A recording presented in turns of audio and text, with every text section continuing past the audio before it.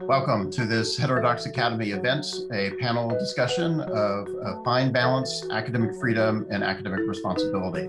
I'm Keith Whittington. I'm the William Nelson Cromwell Professor of Politics at Princeton University.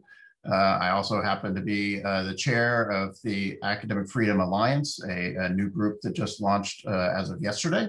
I'm particularly pleased to have this conversation. I think it'll be a great discussion of not only the boundaries of academic freedom, but also how we ought to use our freedom appropriately and what our responsibilities are in our teaching, scholarship, and public discourse. We have a couple of great panelists joining us today. They're going to begin each by having some opening remarks. I'll have some questions for them, and then we will turn to questions from you. So please do send along questions you might have for our panelists so we can continue and extend our discussion.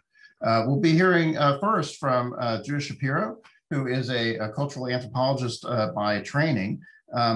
Spent time at Bryn Mawr College, where she was dragooned into senior administration and served as provost for several years, and then became the president of Barnard College from 1994 to 2008, before becoming the president of the Teagle Foundation from 2013 to 2018.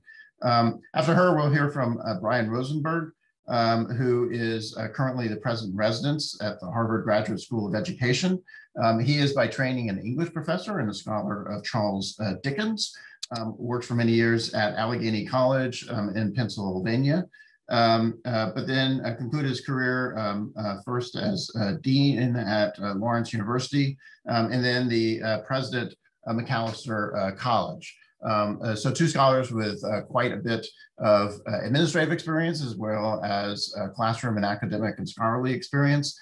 So they've seen it from both sides and have thought about this issue for quite some time. So as I say, I'm looking forward to this discussion, and I look forward to your questions. We'll start with Judith Shapiro. Very good, thank you. So our conversation this evening is going to get us into differences between academic freedom and freedom of speech and complications of each. But first, I'd like to start with the issue of academic freedom, academic responsibility, or more generally, freedom and responsibility. And I'd like to make a general assertion about American society, and that is that our insistence on freedom outpaces our acknowledgement of responsibility to what seems like a culturally pathological degree. I should note that we anthropologists get to criticize our own culture in a way that we're not supposed to do for the ones we study. Now, the issue of freedom versus responsibility does play out with respect both to academic freedom and freedom of speech. And to see how, I'd like to consider really two issues. One has to do with the quality of speech, notably a concern for truth-seeking, and also contexts of speech, namely what kinds of speech are appropriate to what kinds of social settings. So beginning with the question of the quality of speech, it's interesting to begin with Heterodox Academy itself. Now, the Academy's core mission involves an invitation for multiple voices to be heard and for resisting what seem to be orthodoxies. Now, I think there's an important benefit of the heterodox approach, which the Academy actually might take more explicit credit for. And that is this notion of multiple voices gets us beyond this common dualistic mode of discourse, pro and con, right and left, et cetera, into a more pluralistic dialogue, which I think is very important. Now, at the same time, though, there are those of us, and I am one, who felt that in the early days of Heterodox Academy, it didn't pay quite enough attention to standards of speech, quality of speech, namely the matter of truth, or of getting as close to it as we possibly can. I mean, we know that this is an ongoing project. We continue to learn, and then we have to be able to get closer, that we're moving in the right direction. And what we say we know continues to change, but to get us going in the right direction, we need to feel confident about how we are speaking. Now, we should be wary, I think, of appeals to, quote, diversity of speech that are not balanced by a concern for the truth, by a concern for qualities of speech. Now, we see this in our political lives. We see it in government pressures on higher education. And these unbalanced approaches can actually be equal opportunity in political terms. I mean, from what has come to be called the right, I'm not going to use the word conservative, because the way that word is used these days is probably causing Edmund Burke to turn in his grave at a very great rate of speed.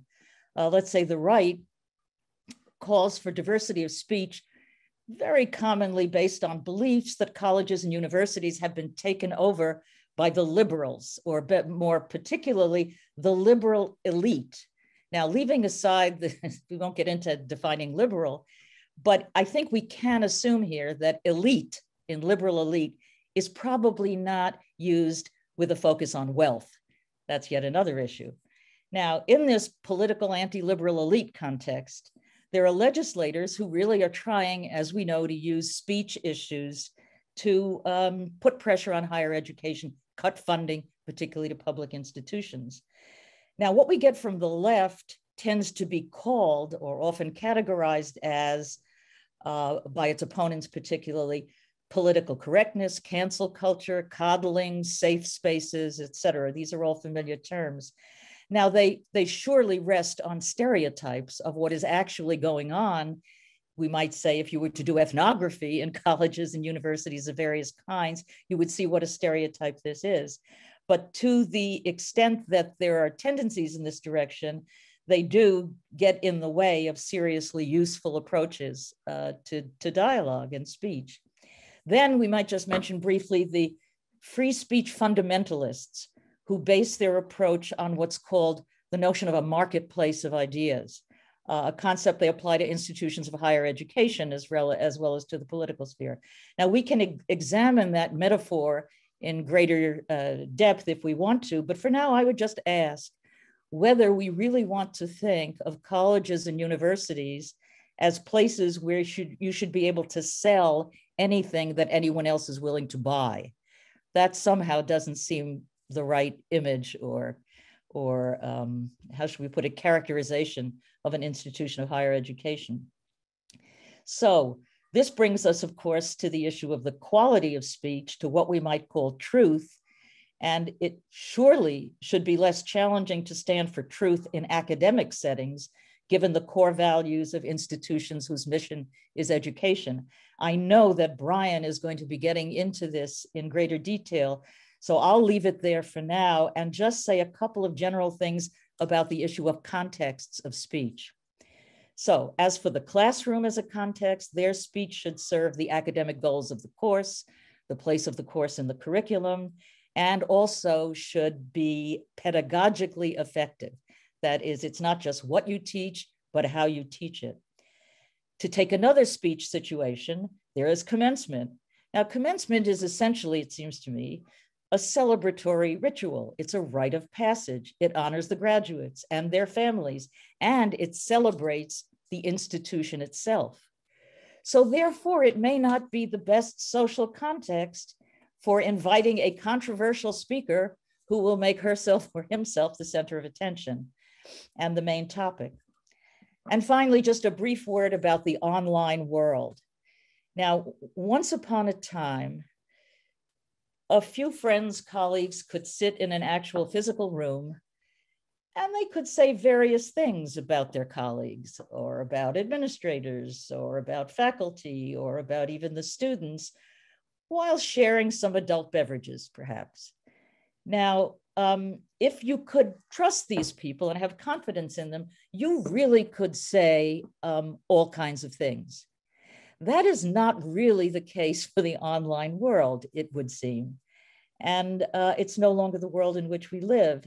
And people do say all kinds of things on social media that many of us would agree simply don't belong there.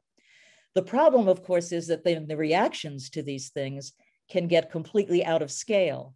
And so the question then becomes, how do you deal with behavior like this, short of firing people or doing the kinds of things we too commonly see? Now, I think we also will find that our legal system cannot completely address these issues and these problems. it cannot solve everything. So I guess we just need to have ways of living together in a social world of shared norms and figure out the best way to enforce them. Thank you very much. Brian Rosenberg. Thank you, Keith. Hello, everybody. Thanks for having me. I'd like to begin with two reminders that I use with my students all the time. One is pretty straightforward, and that is that life is complicated. And most of the really interesting questions are complicated ones with complicated and nuanced answers. So I'm really looking forward to exploring a topic that really is not straightforward and does have a lot of nuance attached to it. The other thing I remind students of all the time is that the university does not exist in a bubble, in isolation from the society around it. And typically the things that we see play out on a college campus are very much reflective of the things that we see play out in the society around the institution. And so a lot of these debates that we're having about free speech, about diversity of opinion at universities are reflections of broader social debates. Though I think they have elements that are distinctive to the university context. What I'd like to do is distinguish among three terms that I think are often used interchangeably. And when they're used interchangeably, that is not particularly helpful. One is free speech. A second is academic freedom. And a third related to that is tenure. I'm a little bit sheepish about talking about free speech when I'm looking at the screen with one of the world's experts on free speech staring at me. But without delving into too much detail, I think we can all agree that free speech is essentially a legal concept, which says that the government should not punish you for expressing your opinions through speech, through what you write, through what you say, within limits that are either defined legally or defined by public mores. Academic freedom is something altogether different. And the best distinction that I have read is in a line that I'm going to quote from Joan Scott. And what she said was, free speech makes no distinction about quality, academic freedom does. And this is to some extent an echo of what Judith has said, but we have to remind ourselves that universities are in the business of curating speech all the time, every day, whether it's in a classroom or whether it's in a broader public setting, in deciding what is and is not taught in a curriculum, in deciding who is and is not invited to be on a faculty, in deciding what answers students give in a classroom are right and wrong. And so the responsibility of the university is not to be a forum for all points of view. It is not Hyde Park Corner. But the responsibility of the university is to make decisions about what forms of speech will contribute to its core mission, which is education. And so where it gets really interesting is not on the question of whether everything could be said, but on the question of whether a particular thing does or does not contribute to the education of students. So academic freedom is generally defined, if we go back to the AAUP 1940 statement, by three principles. The first is that your teaching of your subject shall not be interfered with. The second is that your research into your discipline shall not be interfered with. And the third, and this gets to our discussion of freedom and responsibility, is probably the one to which there is least often made a reference. And it's important enough that I want to read it, because I think it bears very directly on our question of freedom and responsibility. And to Judith's point about the world we're living in, my guess is that this statement had a very different meaning in 1940 than it does in 2021 in a world of social media. But what the third essential point in that 1940 statement says is the following: college and university teachers are citizens, members of a learned profession, and officers of an educational institution. When they speak or write as citizens, they should be free from institutional censorship or discipline, but their special position in the community imposes special obligations. As scholars and educational officers, they should remember that the public may judge their profession and their institution by their utterances. Hence, they should at all times be accurate, should exercise appropriate restraint, should show respect for the opinions of others, and should make every effort to indicate that they are not speaking for the institution. Now, there is an interesting tension in that statement between the notion that academics should be free to say whatever they want, but they also should have an obligation to be responsible to their institutions and their professions. It raises the question of what you do when they do not uphold that obligation. Is it incumbent upon the institution? Is it incumbent in effect upon the professional guild to speak out or not? So maybe we can return to that question a little bit later on. The third distinction I just want to draw is between academic freedom and tenure, because the two are sometimes conflated. Tenure is not a necessary condition for academic freedom. Tenure is a protection of academic freedom, but we should be clear that academic freedom applies equally or should apply equally to faculty members who are not tenured and not on the tenure track. So the fact that you're not tenured does not mean you should have no academic freedom.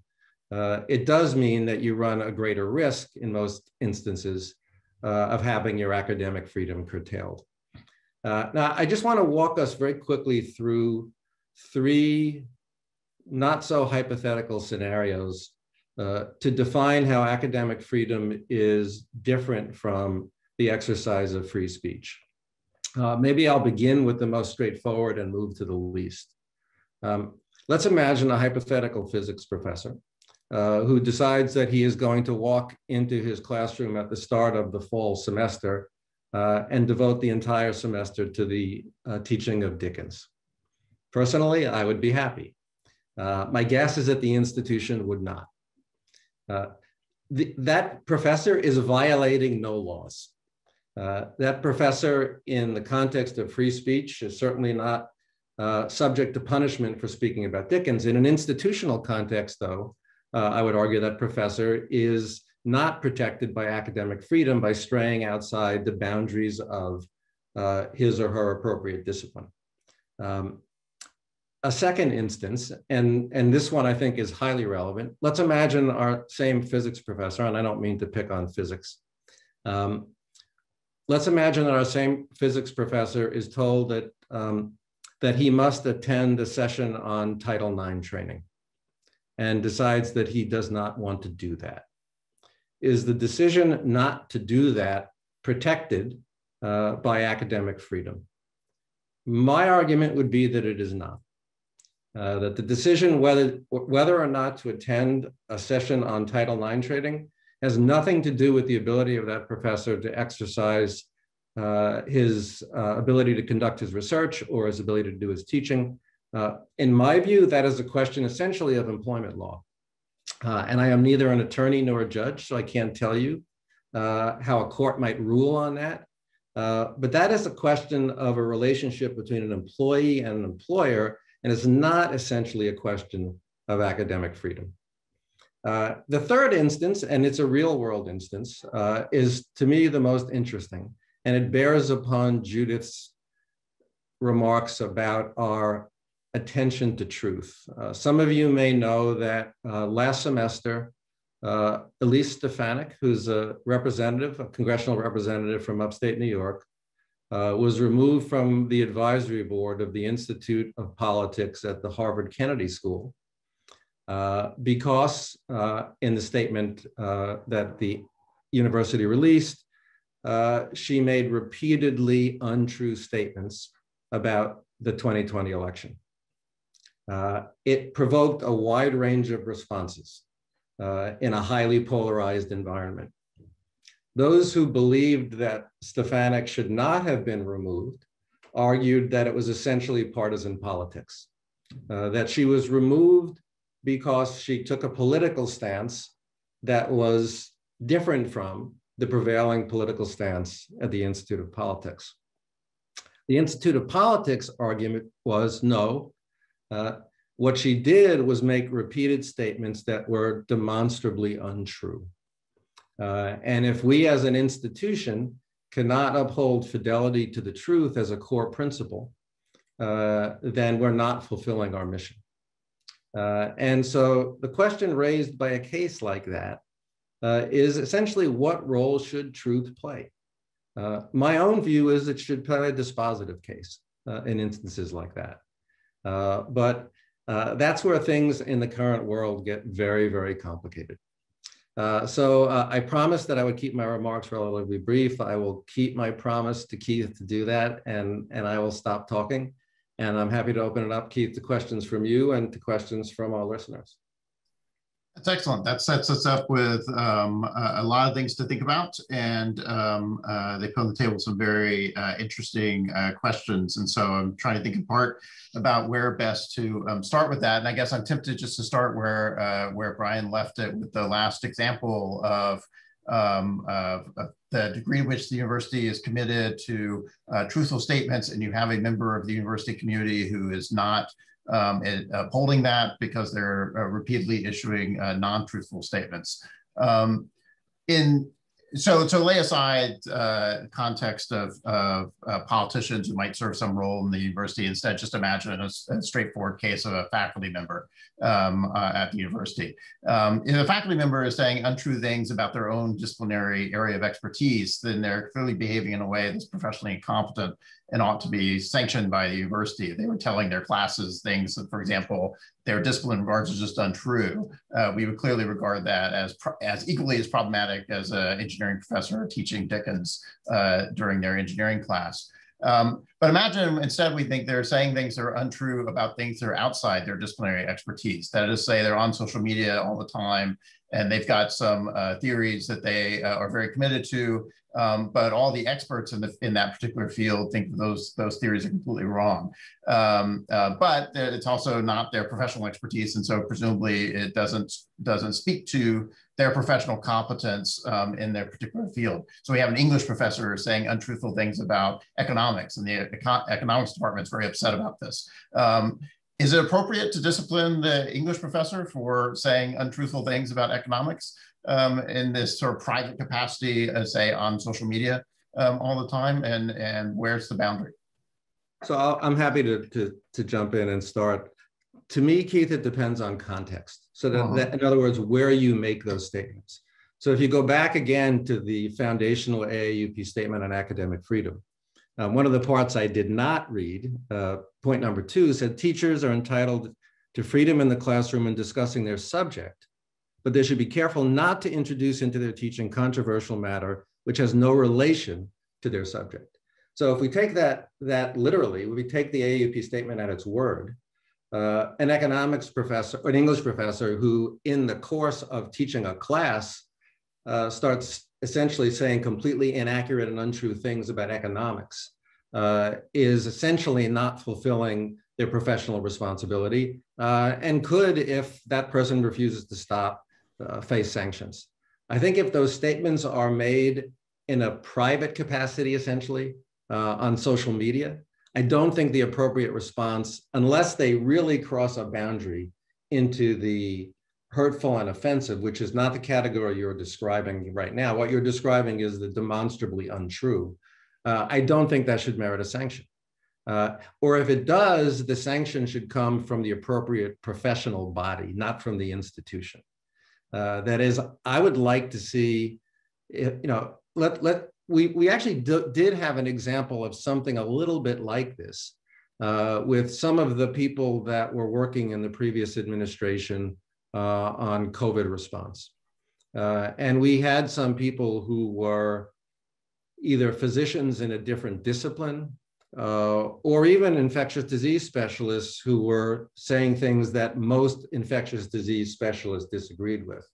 The response, and I think the appropriate response, was from other infectious disease specialists who said, this is not true, and we think it's irresponsible of this person to say this.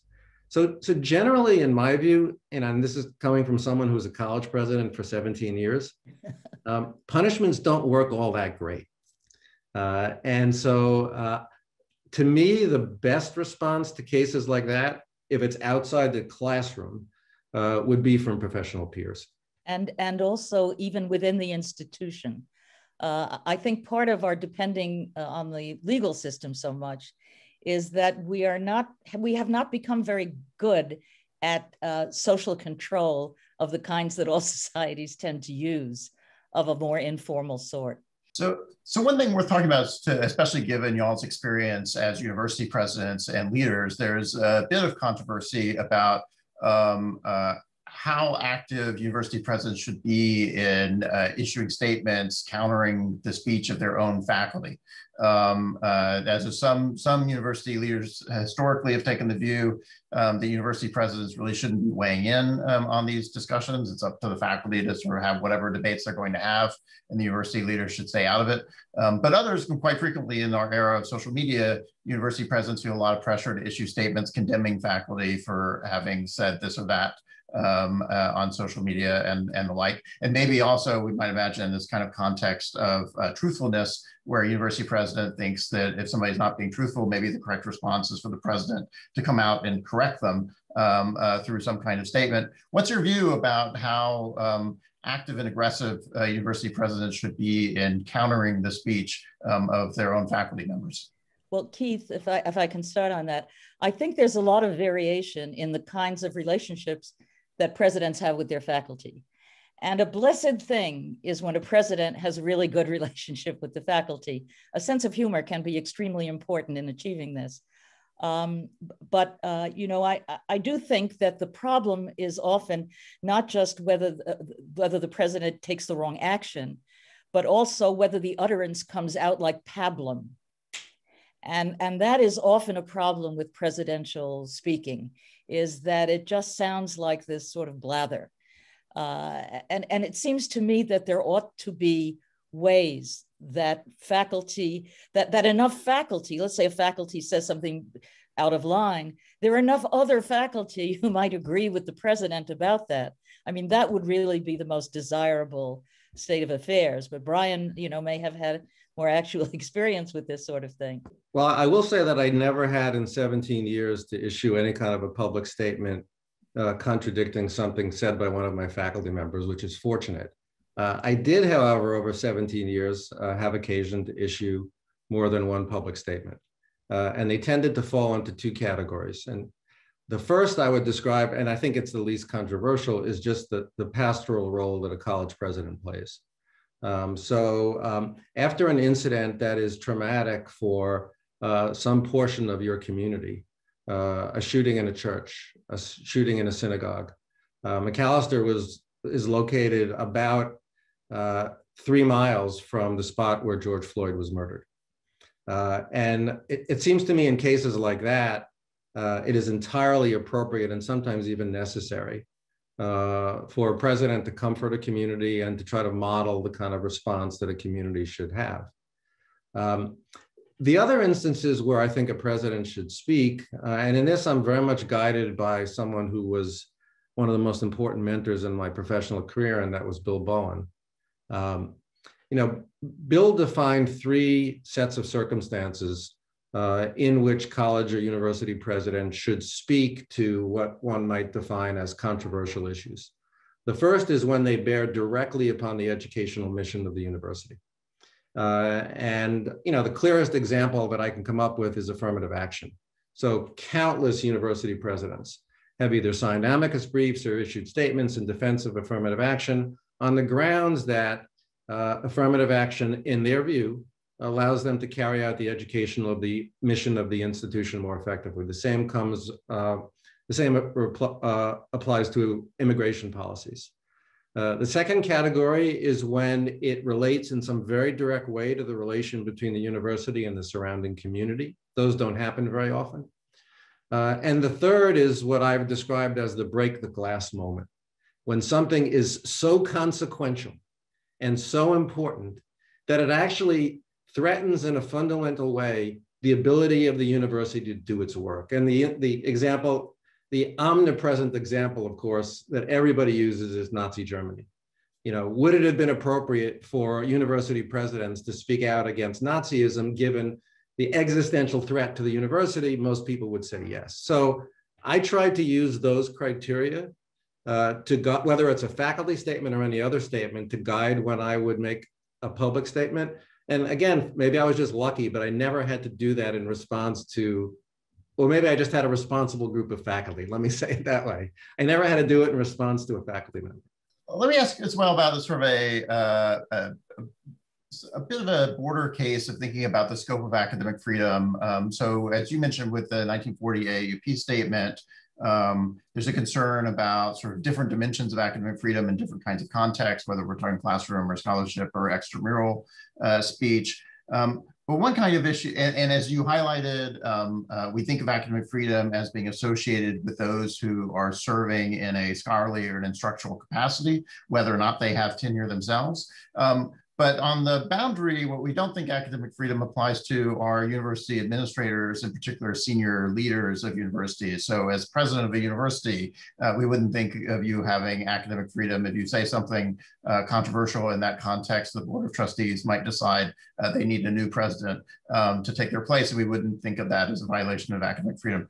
My question, I guess, is how far down the chain of administration do you go before you start thinking, well, wait a second, this person it can be held responsible for the things they say. So we think university presidents are a relatively easy case, and presumably that's true for deans and provosts, for example, as being relatively easy cases because they're senior leaders. They need to be able to implement the policy vision of the university as a whole. Is that equally true of department chairs, chairmen of hiring committees and departments, et cetera? So when do you get down the level of the kind of administrative work that faculty do when you start saying, well, because you're exercising this kind of administrative role, you've now given up part of your academic freedom and you could be held accountable for things you say in ways that aren't true, just if you're simply a professor doing whatever it is professors do besides administer things? Well, this actually gets us back to the issue where Brian was talking about something being an employment issue rather than a speech issue. And in fact, if you think of all of these different positions, the issue really is about professional responsibility. So in other words, in each of these roles, there are presumably professional responsibilities. So it would be unprofessional behavior, presumably, depending on what it was exactly that the person did. Yeah, and I would agree. In all of these cases, one tries to apply both common sense and fairness, but it very much depends, I think, upon the context of the remark or the behavior and the responsibilities of the administrative employee. So, again, sometimes very extreme examples make it clear. If someone is working as an administrator in disability services and makes a remark that is overtly offensive or disrespectful to students with a learning disability, it seems to me it would be perfectly appropriate to say that doesn't fall under the category of academic freedom and there should be a response. But typically issues involving staff and administrators, as Judith said, are employment issues and not academic freedom issues. Now it can get fuzzy. What if a dean is teaching a class on American politics, as could easily happen? Many of my presidential colleagues teach classes in their disciplines. When that person is acting as a teacher, as a faculty member, in my view, the rules of academic freedom apply. So it depends upon, it's not defined as much by the individual as by the function that individual is carrying out. So how far would you push that, Brian? So if say a president of a university was teaching a class in their discipline, presumably we think somebody else could not intervene to tell them how they have to teach that class. But on the other hand, if they did something that was controversial in that class, would you think they could lose their presidency as a consequence of what they did in the classroom? Because normally we would think a professor at least shouldn't lose their academic position because of something they did controversial, but within professional competence in the classroom. So the question is sort of what kind of repercussions can emerge out of a classroom context that might back up on a university president, for example? Well, Keith, yeah. If a university president is teaching a class, that university president is a faculty member in that context. Yeah. Now, in terms of who can do what, how serious was it, and there's all that sort of thing. But in terms of who can have some authority, it's the board. Right. Yeah, and I mean, the simple answer is that a university president who did that is exercising very poor judgment and probably shouldn't be a university president. So even though strictly speaking, the rules of academic freedom should apply, I think it would be not unreasonable for a board to say, look, your primary responsibility as a university president, what I always used to say is sort of like a physician. My first responsibility is do no harm. Mm-hmm. Don't do anything that's going to harm the institution that you are responsible for overseeing. Right. And if your judgment is bad enough, sometimes people make mistakes, but if your judgment is bad enough to go into a classroom and say things that are going to stir up a hornet's nest, in my view, you're not really fulfilling that responsibility. Yeah. So one of the points from the 1940 AAUP report that you noted is the protection of teaching, and you and what happened in the classroom, and you sort of drew that out fairly broadly to including sort of the design of the curriculum and how you are structuring the class, and not just sort of what you're saying in the classroom itself. So one question is sort of how responsive in general, I guess, should the curriculum be to student demands? And so if students don't like what the syllabi look like for particular classes, if they don't like how the curriculum is organized and think that the faculty ought to be teaching different things than they currently are, when does that, if ever, does it step over the line and become an academic freedom issue as opposed to merely a university governance issue if students start imposing those kinds of demands on what the teaching and curriculum ought to look like? Well, I guess I should turn this over to Brian first. I have never actually encountered that. I was perhaps a college president in happier times, but certainly the first thing one might want to do is have an interesting dialogue and conversation to just find out. You sit down with the student, what are they thinking about? And they, at least one should hear, no, the curriculum is the responsibility of the faculty. We're getting paid, they're paying, there are all kinds of points like that. But I think certainly it's an interesting topic for conversation. So I did encounter such moments. Look, my view is that higher education is a business in which the customer does not always know best. And I am something of a traditionalist in this area. I think the curriculum is the responsibility of the faculty. And the faculty is in the best position to determine what should and should not be taught, both on a broad curricular level and even down to the level of what should be taught in a particular class. Really, what we're talking about here is an issue of politics within the university context.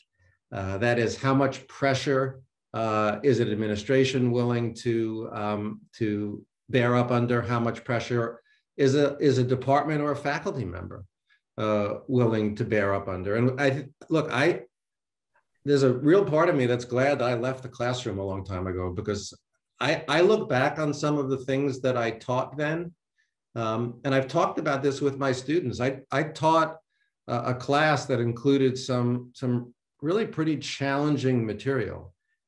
I don't know that I would teach it now. I don't think that's a good thing, but each of us has to make a kind of calculation about how much pressure we are willing to bear up under.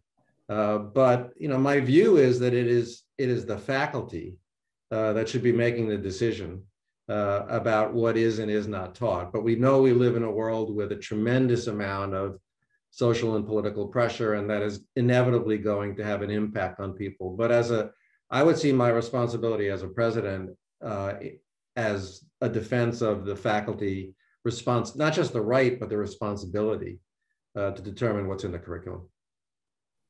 So I want to transition to some questions that we got from the audience, and that answer actually makes for a nice transition to what is a very big question. I was going to save it for later, but it does seem to naturally follow from what you just suggested, which somebody asks, what are the greatest threats to academic freedom today? So you suggested in part this concern about If you were teaching today, you're not sure you would teach the exact same material in the same way out of a concern for how students might react.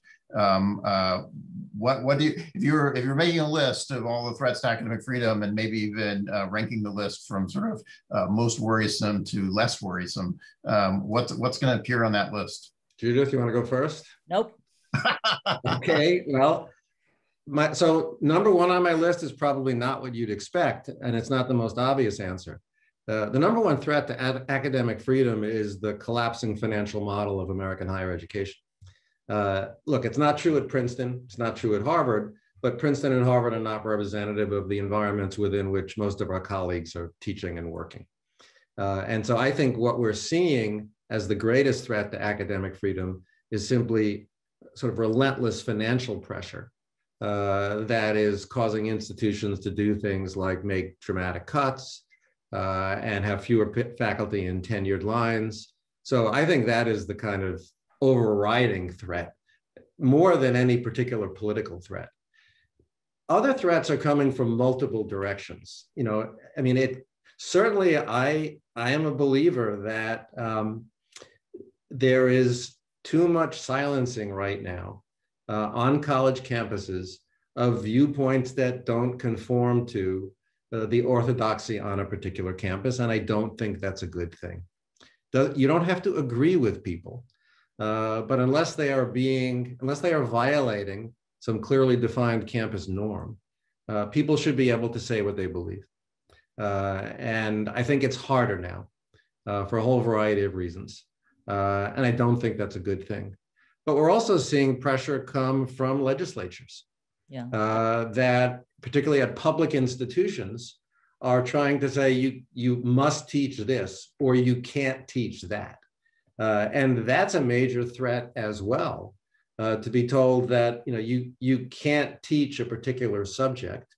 You can't teach the New York Times project because we don't like it. You can disagree with it. You can say it's good or bad history, but faculty members should have the freedom to decide whether they will or will not teach it. So like most things in higher education, I think it's kind of coming at us from every side. Yeah. And I suppose it's one of the few things and threats that's nonpartisan, because I do really believe it's coming from every side. Brian, it's interesting. I think the threats that come from the legislature are clearer, to view. In dealing with the threats that come from people not willing to, engage in what might be problematic, in other words, fearful of saying things they might think and keeping them to themselves, or even in student life, the extent to which identity groups take a lot of the energy of where students come together, as opposed to, you could have a photography club, for example, or you could have a group of students from the same ethnic group. Now, I think we all, as a student group, now I think we all want to have times when we hang with people that really understand us and we can really be relaxed with.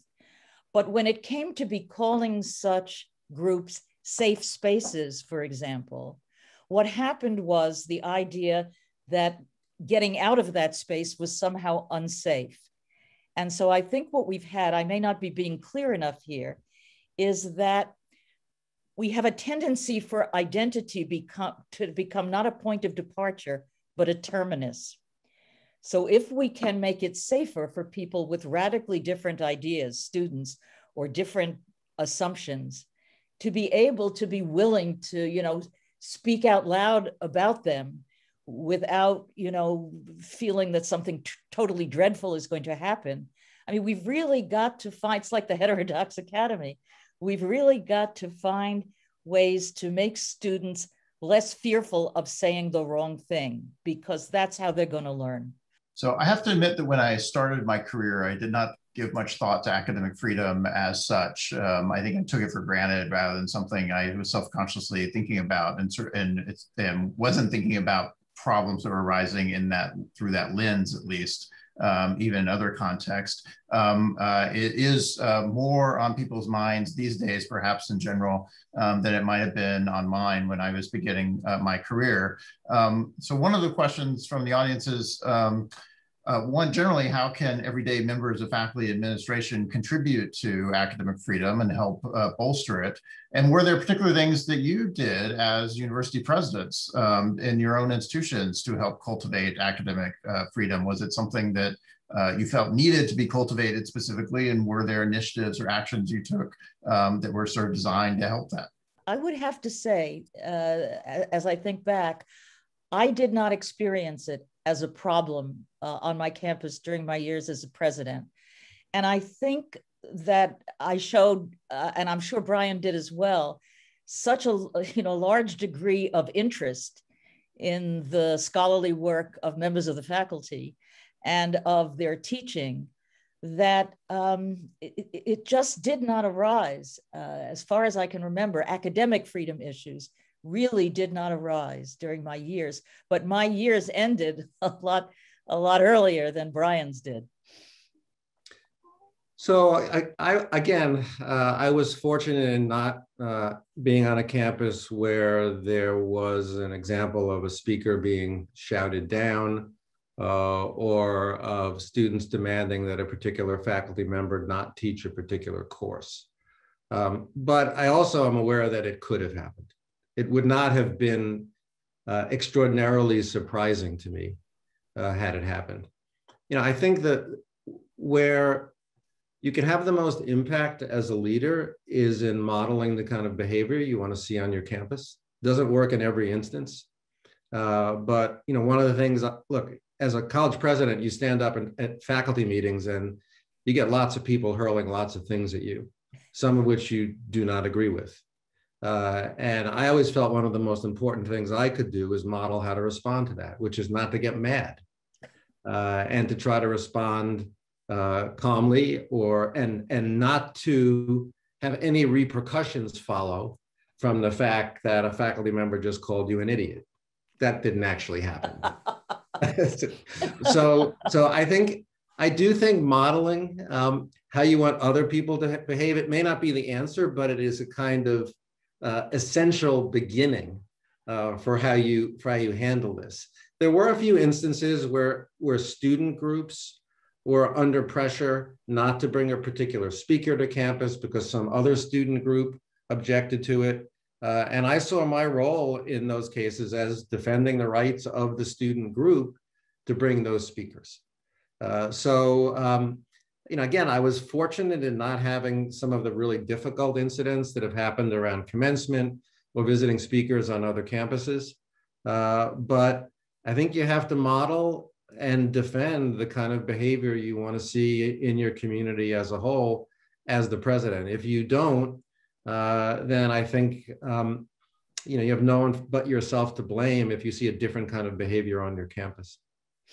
So this may be unfair, or it may be beyond the scope of knowledge, but since y'all have walked in these corridors with university presidents, I am curious what your what your thoughts are about sort of the community of people who serve in this kind of role. Which is to say that, as I've been working on these kind of issues of academic freedom, I find myself often disappointed and frustrated with how university presidents respond in the context of particular controversies. And one question I always have about that is that to what degree do they not understand the academic freedom principles at stake here, or don't care about them? And to what degree is it just that they're suffering from a lot of different pressures and they're just trying to navigate them, and there's just extraordinary pressures from the other direction on academic freedom issues? So to what degree do you think your colleagues who serve as university presidents, is academic freedom something that's on their minds, that they understand, they think about? Or do you think it's the case that when these crises erupt, there's just so many other things they have to worry about that it winds up overwhelming those principles? Keith, if I can reverse roles with you for just a moment, what kinds of episodes in particular did you find presidents particularly wanting in? I mean, what were the kinds of issues that arose that you felt they particularly didn't address properly at all?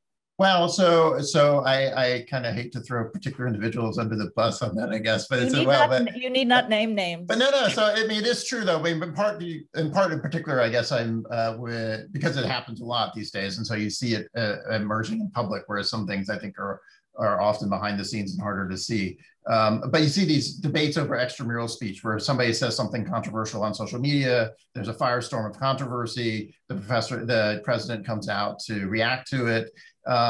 And sometimes they issue statements that I think are great, fully recognizing the principles of academic freedom and upholding them fairly aggressively. Other times they promise we'll investigate that and see what our legal options are under these circumstances, which I find quite distressing, and then sort of everything in between. And of course, in the worst case scenario, they actually do suspend or sanction or fire the individual in question.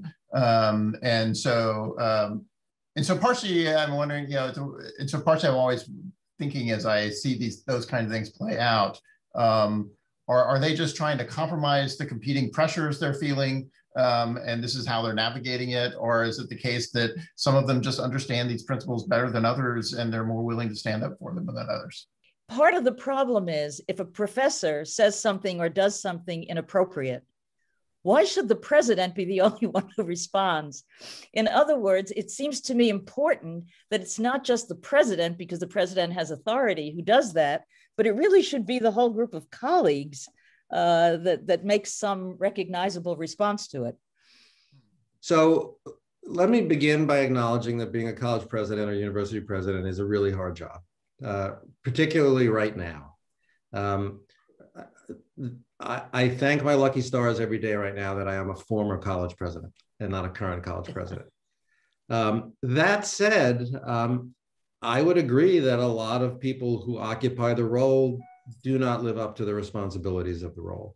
To me, the most common fault in presidential statements on such things is their vacuousness. That is, I've become very good at telling when something has run through the mill of the communications office. One of the things that I made a point of doing for 17 years, and it is unfair because I was an English professor, but if a statement was going to go out with my name on it, I wrote it. Didn't mean that I didn't let somebody see it or advise me on it, but I felt that it was extraordinarily important for those communications to be authentic. And my main criticism of most presidential statements is that they read as inauthentic. They read as if they were constructed by committee to have the least problematic public impact. And the result is they impress nobody. To the center of your question, I don't think the issue is fundamentally one of understanding. That is, I think most college presidents understand the issues around academic freedom. They're complicated, so it doesn't mean they have easy answers. I think the issue is one of pressure. There is also a difference between public and private university presidents. So public university presidents are under, depending on the state in particular, they're often reporting to publicly elected boards, many of whom know very little about higher education. Depending on the state, they might have one political agenda or another. And they need to get money from the state. Their job, in the category of do no harm, those legislators who they run the risk of getting angry need to give them money. And so they're thinking about things like legislators, donors, boards of trustees, and it's challenging in that context sometimes for people to do the right thing. And instead what they do is what they try to do is the least offensive thing. The problem when you try to chart a course that offends no one is that you impress no one, and often you end up offending some group anyway. So that's why at the end of the day, I think the best thing to do is just be authentic and do what you think is right. And because none of us can predict the consequences of those statements or those actions. So to switch gears to some degree to get to a different kind of question that came from the audience and goes back to well, remarks you both made, but particularly I think remarks that came out in some of Brian's initial comments. Somebody asked, who gets to adjudicate what counts as truth in the context of these disputes and what really is out of bounds, especially in controversial matters where there isn't a clear answer. So in part, you stacked the deck a little bit as you were talking about saying things are very demonstrably untrue. They're being repeatedly said, whereas in lots of contexts, maybe including that context, there's going to be people who are going to disagree about whether things are actually demonstrably untrue and whether somebody's actually stepped over some kind of line. So when we have those kind of disagreements, who ought to get to adjudicate it? Yeah, and I certainly don't mean to suggest that every question that is taught or debated on the university campus has a clear right or wrong answer. I mean, we all know that there are many subjects that simply are not demonstrably true or false. And in those cases, we have to allow a lot of latitude for a wide range of opinions. On the other hand, there are some matters that are clearly demonstrably true or untrue on the basis of the evidence that we know. And you know, if we give up that belief, and look, I will acknowledge that's been a problem on both political extremes. You know, I could spend a lot of time talking about the impact of postmodernism on the discipline of English. But the notion that there is no such thing as truth in any context is one I reject. And so, you know, it's ultimately a judgment call. You know, most scientists would say that evolution is demonstrably true, and that therefore they don't teach creationism in their curriculum. And so, you know, when you begin with the hard sciences, where there are probably the most cases of that, but at a certain point, even in instances where it's not a science, in the case of an election, for instance, if we can't accept that the accretion of concrete evidence finally allows us to make a statement of what is or is not true, if we simply say that there are always alternative facts, then I think we pose that I would consider a kind of existential challenge to the university. Then we would be in the wrong line of work. Then we would really be in the wrong line of work, because if we don't believe in evidence, if we don't believe in logic, if we don't believe we can evaluate sources of information, as Brian just said, then, you know, we might as well go into the shoe business, although even in the shoe business. So to what degree are there disciplinary boundaries we have to worry about in some of these contexts? So to frame it in terms of somebody asked this question to me the other day, of there are things the people in the natural sciences, say in particular the biology department, might think are obviously true, and yet the philosophers are spending their time talking about it as if it's not true. And potentially then you have people in other disciplines conducting their own research and teaching that from the perspective of a different discipline just seems completely wrong in a way that, because it runs completely at odds with their own conclusions they've reached in their own discipline. So to what degree can you have sort of then cross-disciplinary sanctioning of faculty for getting it wrong? And to what degree is it simply a matter of, though you've got to look within your own internal disciplinary boundaries, and all the assessment of what's professionally incompetent speech has to occur within those borders, as opposed to within the borders of the entire campus? Keith, that's a question that I've actually had to deal with in myself in part, because there's a prize that's given out together by the American Philosophical Association and Phi Beta Kappa called the Leibowitz Prize. I don't know if you're familiar with it, but what's interesting is that I come to this as not a philosopher, and I'm not about to, you know, step on the academic freedom of philosophers, but I sometimes say to myself, why can't these people just learn some comparative linguistics? Or why can't these people just do a bit of study of sociology? So in other words, what can happen, and I wouldn't make it an academic freedom thing where you want to fire the person, But there is a downside to disciplinary parochialism that really leads to what I would call ignorance. and that then becomes, I think, rather than say, how should you punish it? I would say, what are the most constructive ways of crossing disciplinary boundaries to gain enlightenment? Because, you know, we're a historical artifact, the university, and things do change. And you have environmental studies, maybe, which you didn't used to have, which bring together environmental science and various sociological issues. So I think part of the thing is, how do you solve rather than how do you punish? Might be the way to approach it. Yeah, I would agree. I mean, again, this gets us into interesting gray areas, but in general, I think that if it is a disagreement between responsible scholars in two different disciplines who take a different lens to look at the same question, that's fine. I mean, you might have a physicist who says, look, the universe was created by a big bang and this is what happened. And you might have someone in religious studies or philosophy who says, I don't look at it that way. That's fine. I mean, that's what happens in an academic context. You look at the same complex problem from different vantage points.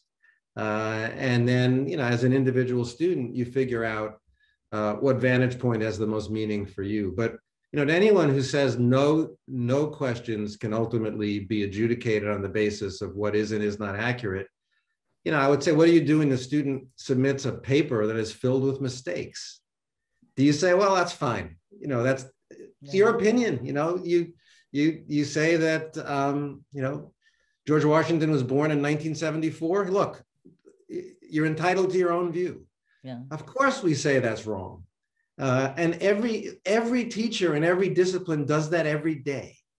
And so it just seems to me that making those decisions and distinctions is a fundamental part of academic work. It's not always easy, but it is something that we are called upon to do. Yeah. But I do think, Brian, that a topic for another day could be disciplinary relativism, because I do think that that's the structure we have. And I think you're quite right in saying that, you know, that is where the judgments lie. And you don't say, no, it's not God. Yes, it is this. But there really are cases, I think, where getting beyond our historically specific disciplines will get us closer to, hey, like what we think of as the truth or knowledge or really understanding things. But that's for another day.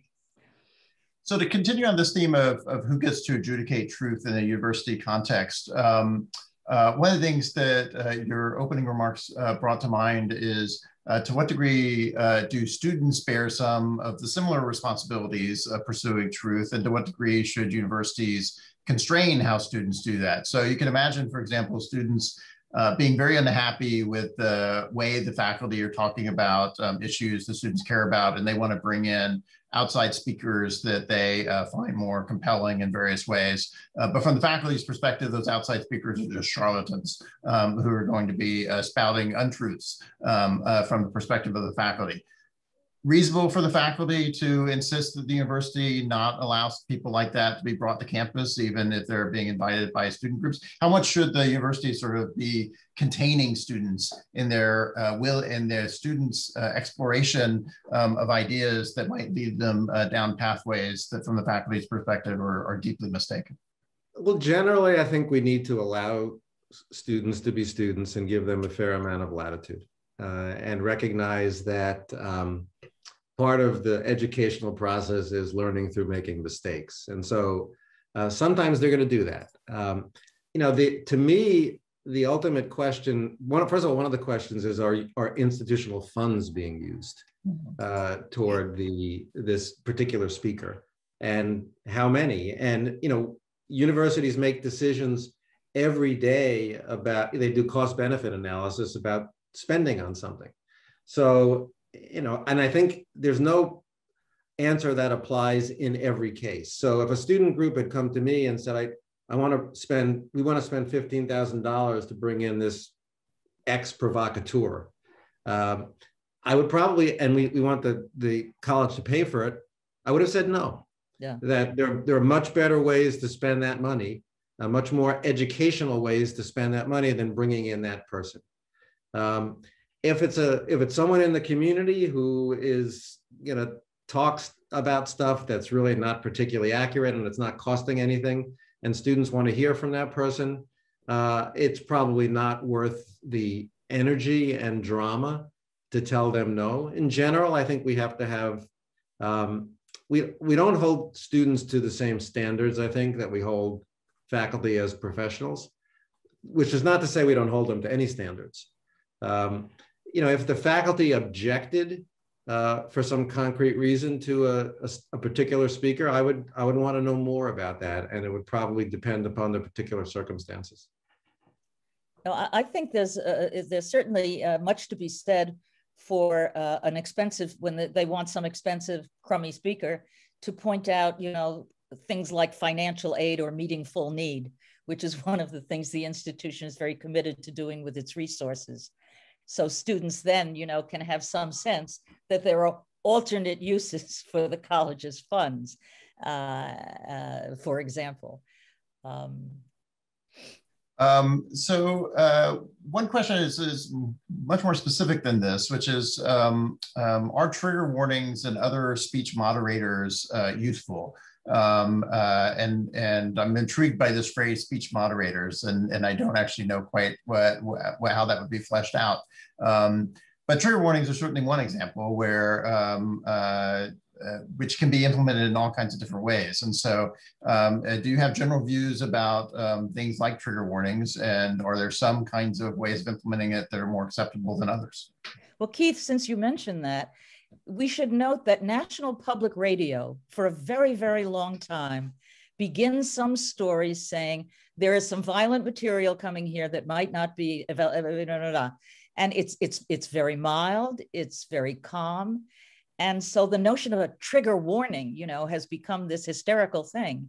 And there may be ways of framing certain things that might be upsetting or difficult that, can be as mild and audience appropriate as what, is done by National Public Radio, for example.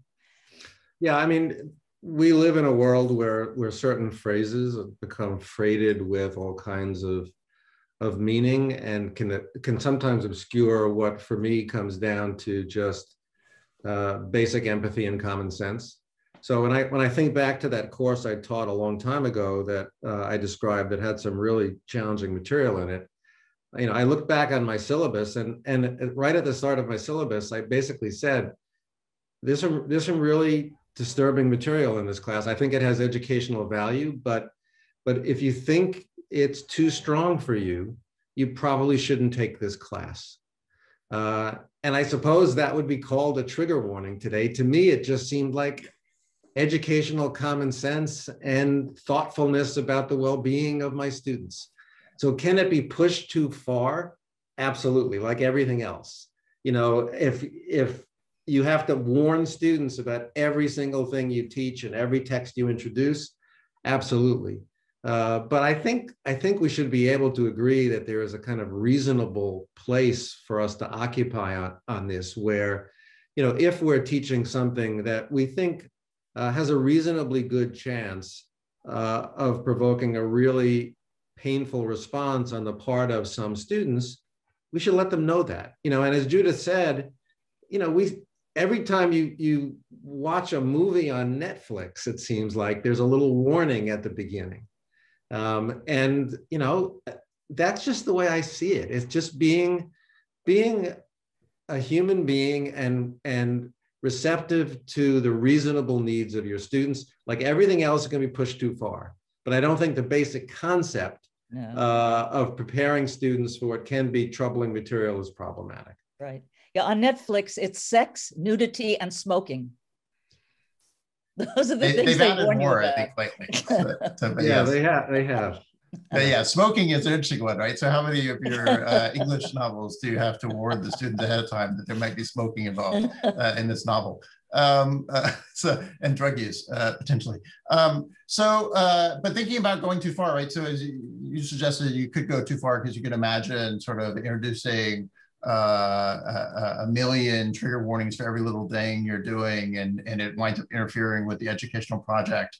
I guess one of the points of controversy around trigger warnings is a question of who gets to decide whether or not they ought to be imposed in a particular instance, right? And so you all suggested the example of the faculty member making their own decisions about how they introduce their own syllabus and their own teaching the class. One of the issues that's more, that creates greater contestation, I think, is the idea of university administrators making that determination as to whether or not your syllabus needs a warning and what the content of that warning is going to look like. Is that an infringement on academic freedom if a university administrator tells you what has to be on your syllabus, especially relative to this kind of content issue? You know, I think, again, Brian and I both, and I know it's certainly the case for me, have, during my years, have been in an institution where that simply would not have been the mechanism. In other words, first you talk about it.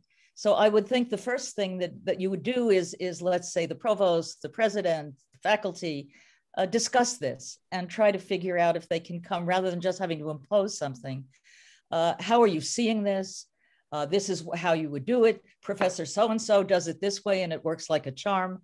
So the more one can actually, as we might say here in the Heterodox Academy, have a dialogue about it, that would be how you would start, presumably. Yeah, I agree. I mean, whether we're talking about trigger warnings or we're talking about how we think about diversity, equity, and inclusion in our classes, I think for me, the best way to handle it is just to try to understand and communicate what is best practice and encourage faculty to follow best practice. Recognizing that in our imperfect world, not everyone's going to do it. And so, that is a reality I think we just have to live with. Obviously, if someone goes so far that there are complaints filed by students, then we have to respond. I mean, one of the things that faculty members, like all of us, are subject to are things like Title IX complaints. Sure.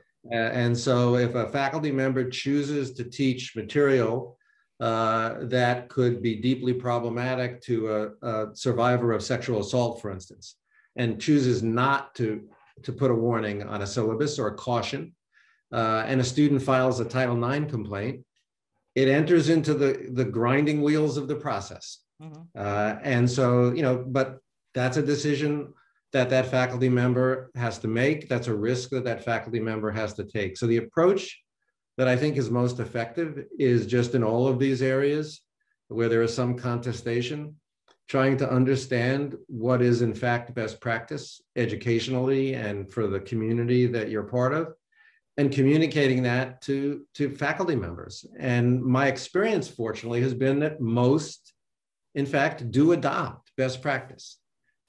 Some choose not to, then they, in our current environment, do take on, for better or worse, certain risks that other faculty members don't. But if they choose to do that, I don't think the response should be sanctioned, but it could be a student complaint. So this may go beyond what you feel like you know, although I'm curious as to whether or not you have views on this. There are no boundaries. No boundaries. Well, so the question is specifically, well, we'll see what you think about no boundaries. So here's the question. Is there a definition of academic freedom that transcends the particularity of the American definition, as useful as that is? Is there a standard that people should agree on internationally? So how are you on the no boundaries? Yeah, I don't know. No, seriously, I don't. I mean, I am obviously familiar with, because I've lived my whole life with, the AAUP guidelines, which were endorsed by both the AAUP and the AGB, and I think are taken very seriously, or should be taken very seriously, by everyone from faculty members up through boards of trustees. But different countries have different speech laws. There are certain kinds of speech, for instance, in France or Germany, that are illegal, that are not illegal in the United States.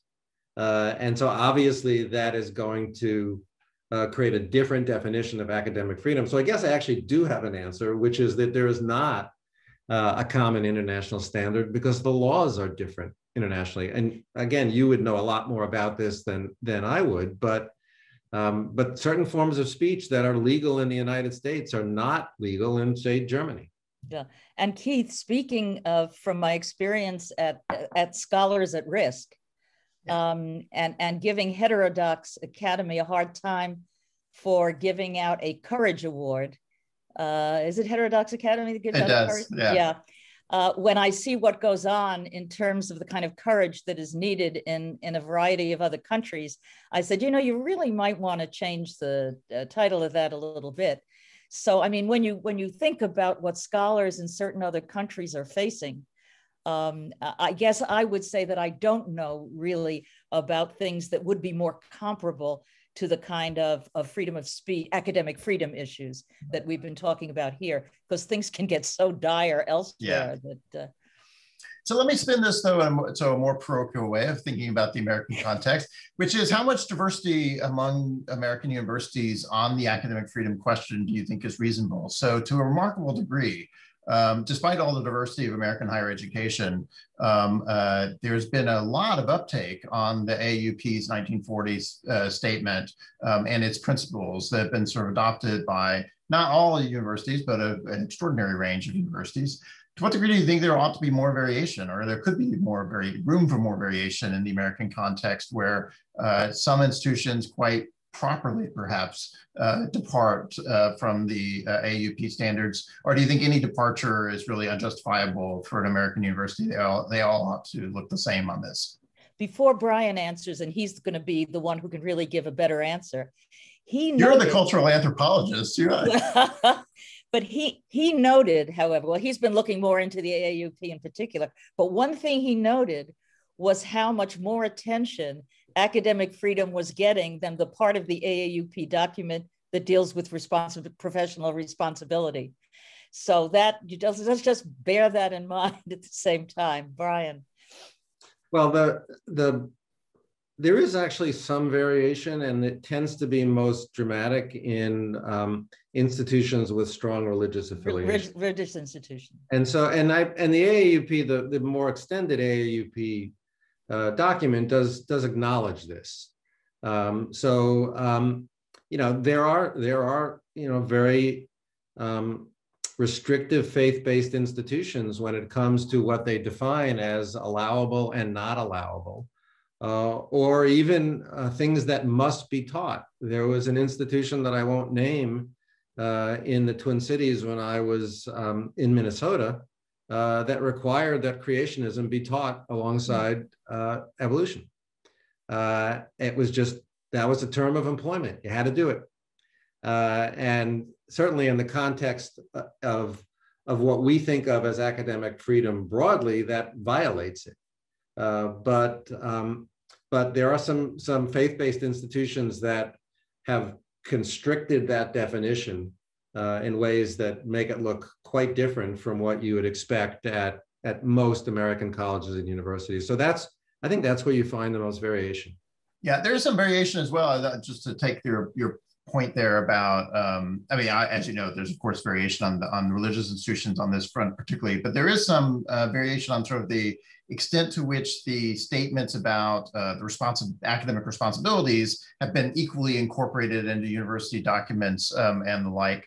There's sometimes controversy about the instances in which they are incorporated into university documents. You said early on that you didn't necessarily think people ought to be sanctioned for violating these requirements of responsibility. I guess how do you think about them once they're built into governing documents? They're built in employment contracts, for example, that says you've got academic freedom, but you also have an obligation to speak responsibly and be truthful and respectful and things of that nature. Should those be enforceable in the academic context? Are there occasions in which a faculty member ought to be appropriately sanctioned or disciplined for not rising to the ideals that the AAUP lays out? So here I speak from long and painful experience and say that when one tries to do that, you're pretty much guaranteeing yourself a 6 or 7 figure legal bill. That is, these issues are extraordinarily knotty to deal with in the legal system.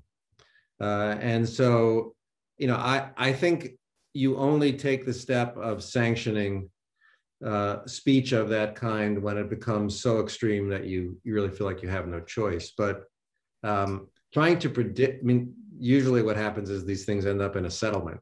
But one way or the other, they cost a lot. The only ones who benefit are the attorneys. And so I still believe that sanctions are a kind of act of last resort rather than a first step. But I do think I've been thinking about that third part of the AAUP statement and the fact that it was written now 80 years ago, and wonder what it would look like in an age of social media. You know, Judith made this point in her opening remarks. When that was written, we had a very, very different, I think, understanding of what behavior and communication as a private individual citizen meant. And the limits of that were pretty constricted. You know, for most people, if you weren't Lionel Trilling, it meant at most a letter to the local newspaper. And that was about it. Or something that you said to somebody in the hallway. Now everyone has a global megaphone. And so, you know, should that statement look exactly the way it looked in 1940? Or should it somehow reflect the world we live in now? Because as I said earlier, it creates this tension between what you are free to do and what you should feel obligated to do. And I'm not sure that that tension is resolved in the statement. Leaving it unresolved in 1940 was probably okay. It might be nice to have a little bit more specificity around it in 2021. So I'm handing a task to the AAUP. I'm sure this is exactly what they want to take on. I think you're absolutely right. It's a very interesting question, and undoubtedly, it's the case that if you're writing it today, you would write it differently. It's an interesting question how you'd write it differently, both in terms of what the ideals are, but in some ways, even whether you'd even bother including something like that, given that sometimes that can be a source of difficulty for universities, that there is this standard out there that sometimes they try to hold faculty to. So I really appreciate this conversation. It's been terrific. As y'all promised at the very beginning, these are hard questions and without clear answers, and that makes for very interesting conversations. And I do think this has been illuminating. And I particularly appreciate y'all's experience that you bring to bear on this. And so I think our audience is very fortunate to be able to take advantage of that. And I thank y'all for doing this. It's been great. Thank you. It's been our pleasure. Thanks very much, Keith. Thanks, everyone.